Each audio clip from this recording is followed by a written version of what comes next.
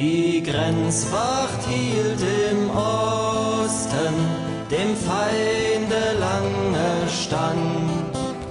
Heut kehrt ihr letzter Posten zurück ins Vaterland. Pascal's wager, for those unfamiliar, is often taken as a logical argument that in a situation where we cannot know through reason, it can be more theoretically beneficial to believe in God than to disbelieve.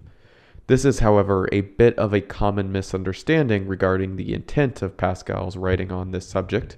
He acknowledges that his argument cannot convince atheists to believe through logical arguments, and indeed, in his explanation, logical arguments can neither prove or disprove. Rather, the belief in God that he references is a matter of faith. That's actually why I think that Pascal's wager is perfect for the subject that I want to explore today. Just like Pascal's wager, the subject I'll talk about can be interpreted as politics, philosophy, science, or probability. However, the reason that this subject has become the single most important subject of our era is because of the faith in it. To illustrate this, let me first show you a decision matrix which illustrates Pascal's wager, famously. The reasoning here is that there is infinite gain if God exists, you believe in God, and by implication, this is the God that rewards you infinitely for your faith. Then the infinite in reverse reminds of the undoable end which such a God could have in store for unbelievers.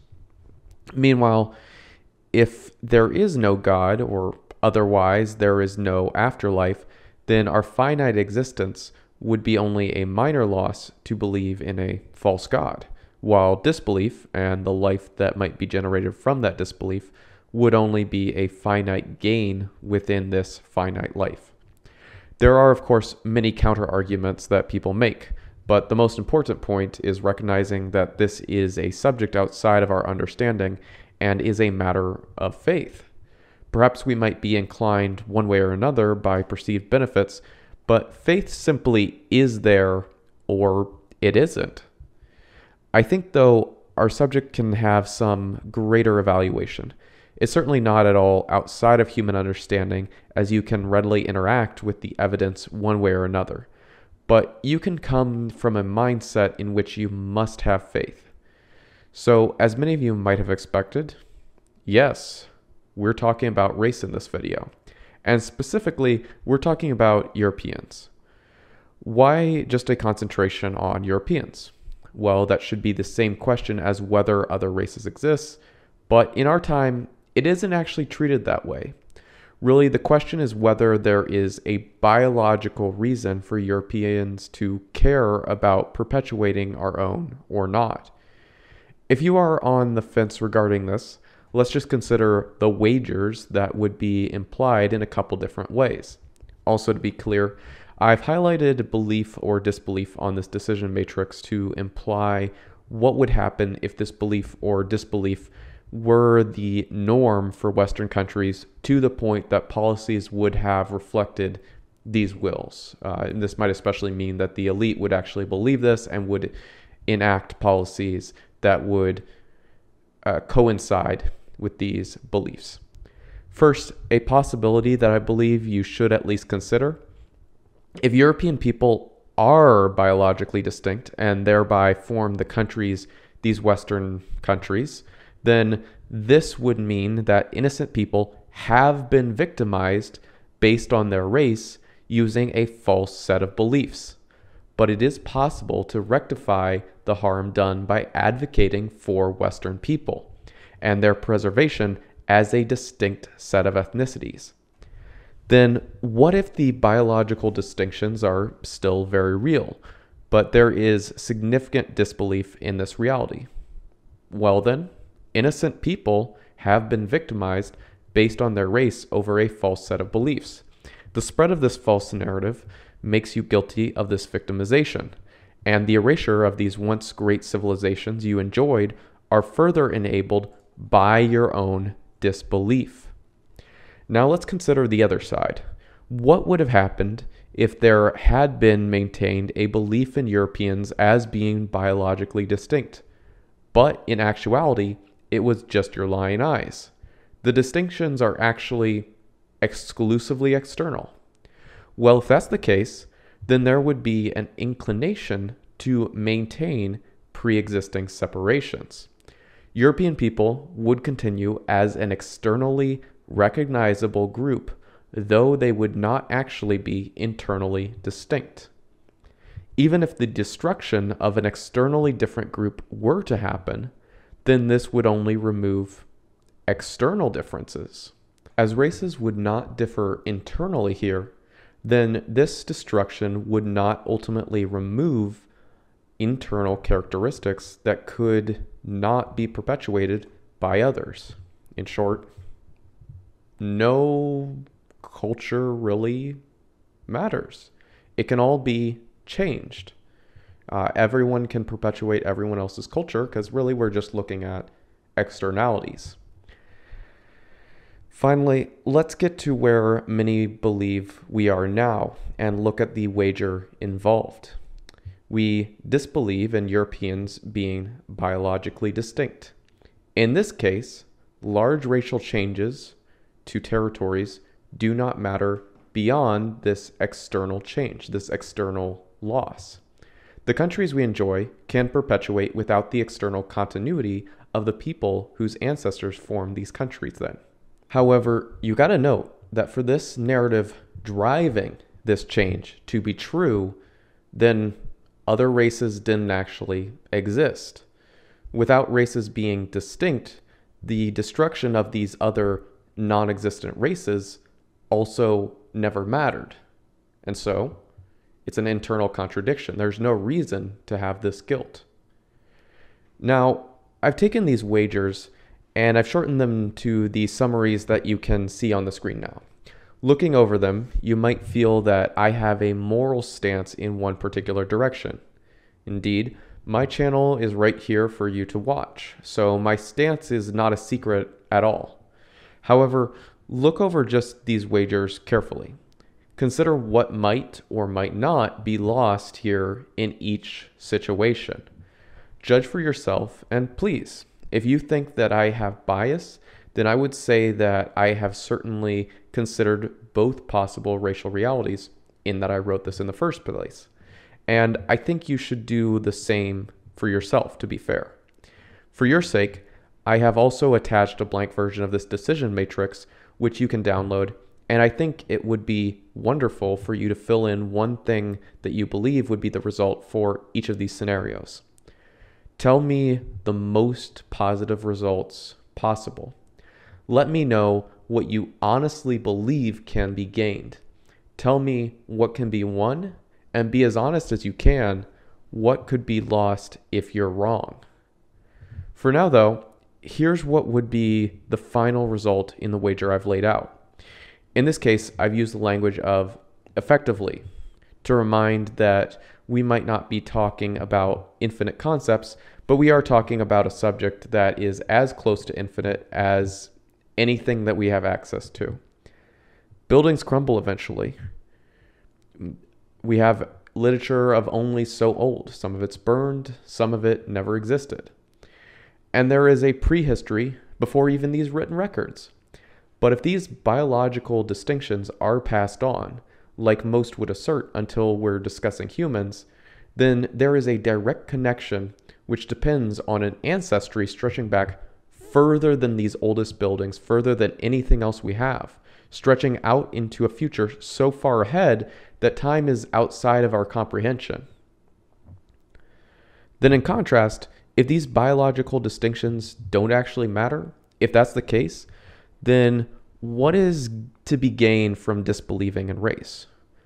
What do policies motivated by this faith actually accomplish? What can they accomplish beyond the benefits of a single life?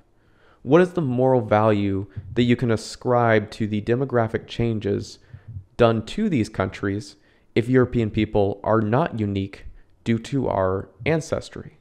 If everyone is the same effectively, it just wouldn't be possible to make these countries better.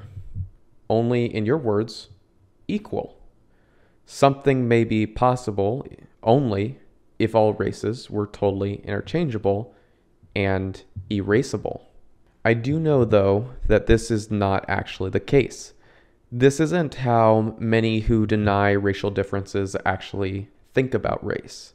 That's why I chose to concentrate on Europeans, because the denial typically does not contain a consistent denial.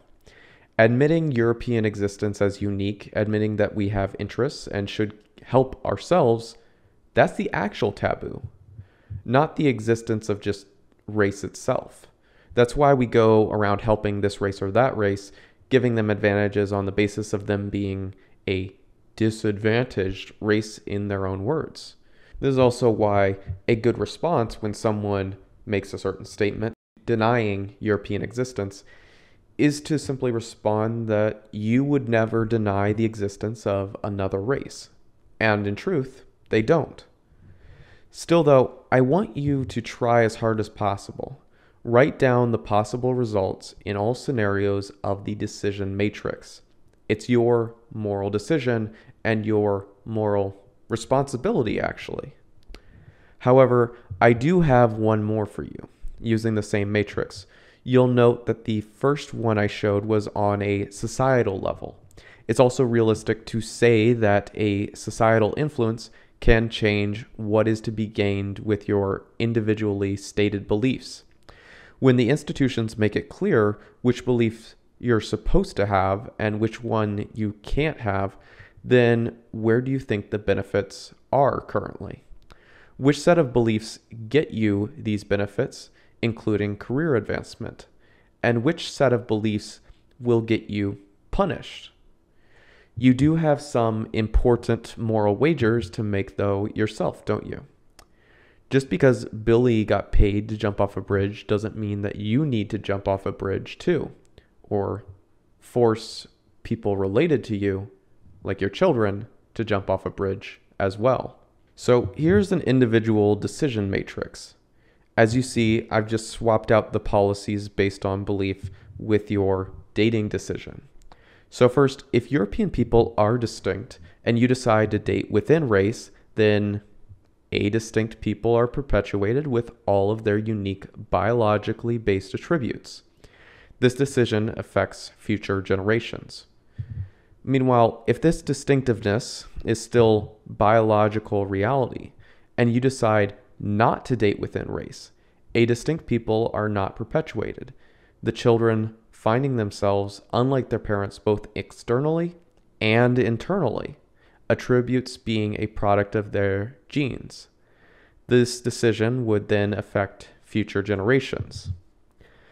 Again, though, if Europeans are not distinct, but you date within race, then your kids look more like you externally, but their internal attributes will be based on their upbringing. This decision only affects future generations externally. Finally, then, let's say that the mainstream is correct, as they always are apparently, and that gives you reason to date outside of your race. Well, if that's the wager you take, then it would seem that your kids do not look much like you externally, but their internal attributes will be based on their upbringing alone, their blank slate. This decision only affects future generations externally then. So there you go. That's your big victory when you're correct. At least, that's the only victory that I can conceive of. So again, here's the blank decision matrix. Go ahead, fill it out, think hard, and I'm sure that you can tell me why we shouldn't morally entertain the possibility that Europeans are biologically unique and should, continue or have countries. Maybe you can tell the world, using this matrix, why Europeans should have mixed race children. Perhaps something comes out of that instead of the distinct possibility that it could just be biological erasure. It is, however, still a wager, isn't it? When you live your life, I'm curious which wagers you're willing to take, especially if you might think for a bit about any direction that your decision could take you or take us. Ich darf nicht länger zagen, bald zwingt sie euren Sinn, nach Ostland sie zu tragen. Sie will, sie muss dorthin. Nach Ostland sie zu tragen, sie